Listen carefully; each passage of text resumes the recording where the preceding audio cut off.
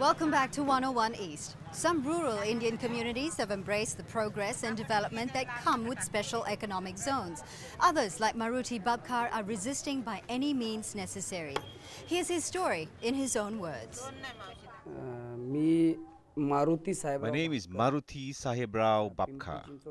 I come from Pimpri Chinchwad in Pune. I am 39 years old. 5 years ago, I swore to walk around barefoot in protest against the eviction of slum dwellers, farmer suicides, and malnutrition deaths among children. I have been an activist for the last 20 years. In 2007, I contested the municipal election as an independent against candidates from established political parties. People wanted change, so they voted for me. The SEZ issue is now big on my agenda. When I talk about farmers' issues today, what is the main problem they face? It is the SEZs. Through the SEZ Act, politicians are effectively agents to industrialists and capitalists, taking land from farmers and giving it to the big companies. They say it will generate employment, but it's not true. According to the Act, only about 30% of the land needs to be used for commercial activity. So most of the land could become real estate for sale to generate millions of rupees for investors. But the farmer who depends on the land will be impoverished. No political parties have taken up this issue, so we are very concerned.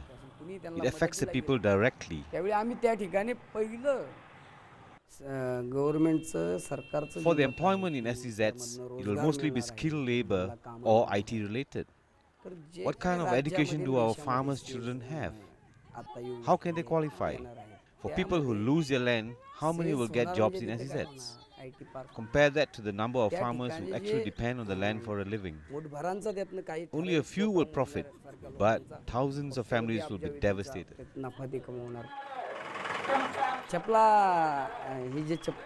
A lot of supporters have been telling me to put on my slippers again. It can get very hot, but I am prepared to suffer for the people. There's a lot more work for me to do. If I can help solve at least 1% of their problems, I'll think about wearing my slippers again. Thanks for joining us here in Mumbai, where we are discussing the issue of India's special economic zones. Ulka, much of the grievances against the SEZs revolve around land compensation. But how much is enough? How do you compensate someone who's losing their land that's been in their family for years and years and years? They've lost their livelihoods, they've lost their identity. The first issue that we are raising is SEZ cannot be considered as public purpose at all. Secondly, you cannot compensate the farmer who's losing his livelihood for lifetime, which he has secured for himself and his family for generations together. Just paying few rupees to him is not going to compensate. If he's going to lose the livelihood must be compensated. It's not only the price of the land. That being the case, how do you measure the value of a livelihood then? All the SEZs, if you look at all the SEZs which are sanctioned so far, in Maharashtra, all these locations are close to big cities. There are 5 big cities in Maharashtra, Mumbai, Pune, Nagpur, Aurangabad and Nasik, and all the concentrations are around these big cities. And almost everywhere the prime agricultural land is being acquired, and therefore one suspects that this is real estate speculation behind it. I would like to add few points here. I think that we've got enough evidence which shows that farmers are interested in shifting away from agriculture. The first is the huge NSSO report, which says that around 60 to 70% of the farmers all over India are doing agriculture because they have got no option. What is the main reason for wanting to shift away from agriculture? The employment opportunities in the villages are very low, and the ownership of land has become so small over the years that the earnings from that land, that agriculture, is very, very small. Come on, let us now accept what is the output of agriculture when so many people are working in agriculture. People who are staying in these villages are extremely poor. They have nothing to lose but their poverty. In fact, once they have a SEZ there. Really speaking, whole lot of villagers in India, it has been found, are interested in shifting away from agriculture, provided they are compensated in the proper way. Well, how do you measure compensation? How much is enough? one level, emotional compensation is absolutely impossible. But at another level, we find that people do shift away from areas. You know, once upon a time, all of us were living in villages, but we have shifted away from villages.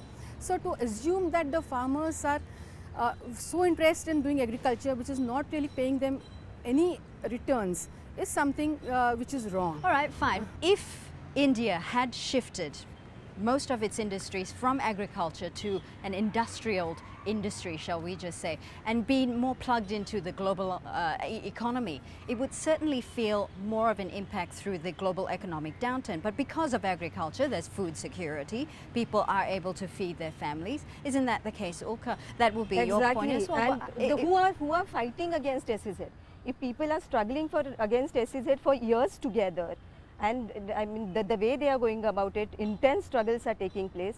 If people are interested in giving up agriculture, why would they get into struggle like that? If you go in any corner of the country, people would complain about agriculture and its status at present because they are unhappy with the policies, with the legislations that government is coming about. That doesn't mean that they are ready to give up. And I'm going to throw this to you actually, Damanjari. With the agriculture industry, let's just say if a farmer was to sell his land, it's not just the farmer that's losing the land. What about those who depend on this land for their livelihoods as well? I think it's important to take a long-term view with respect to whatever is happening in India. It has become absolutely unsustainable to have around 60% of the people, 60 to 70% of the people being dependent on agriculture either directly or indirectly. So it is absolutely essential that people shift away from agriculture to other occupations. So once you have this kind of a shifting, then obviously what you'll find is that the employment opportunities would be there in other areas also, and they would be much, much higher, and the returns on those employment opportunities would be much higher. Ulka, how do you prepare a rural community to move towards an industrialized field? In SEZs, what is happening is there is absolutely no transparency. Nobody is going and explaining them what is going to happen there, whether it is industrial development or what is going to happen there. But in India, everywhere, in all the states, we have state industrial development corporations. They have acquired huge tracts of land for industrial purpose. All those industrial plants, most of them in Maharashtra, 70% of industrial plants have been closed down. What happens to them who have lost their lands for all these corporations, and they were not offered jobs, and now they are thrown on the streets without any options? Well, that's a question I want to throw to you. Yes, I think the role of the NGOs here becomes extremely important. Instead of opposing SEZs straight away, I think they can play a very, very important role in explaining it to the farmers and really bargaining for the farmers and getting a highest compensation that is possible for the farmers. I think the NGOs need to focus on this area. Is it fair to say that perhaps SEZs can work under a Chinese communist rule and not in democratic India? I don't think so, because the SEZs which we are having in India are entirely different. It's not working in China as well. It's not working in China. Because with the latest 5-year plan, they have shifted their attention from industries to agriculture now, and they are coming up with policies to protect agriculture. We must learn from them, because there is no this process is irreversible.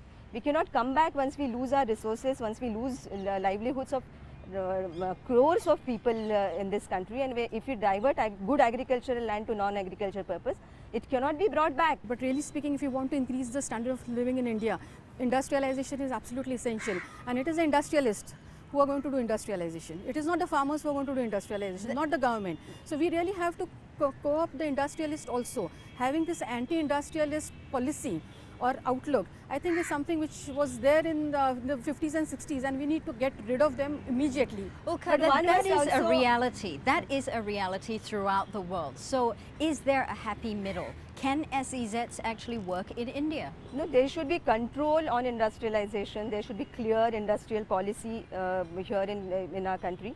The way the industrialists and corporates are misusing the incentives given to them for various things, how are we going to bring back on the right path?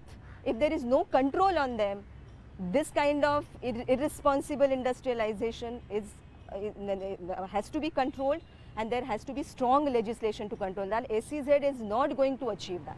Damanjari, I just want to give you the last say. How can it work going forward? I think it can work if the farmers are taken into confidence. It is explained to them what exactly it entails, and if they are asked what is the kind of compensation they want. So it is possible for the industrial sector to give a proper compensation. Only if we work out the proper compensation scheme, I think SEZ will be able to work. There is no other problem relating to SEZ except the fact that the farmers are not being compensated in a proper way. We've run out of time, and unfortunately we're going to have to leave it there. That's all the time we have. From the 101 East team here in Mumbai, thanks for watching.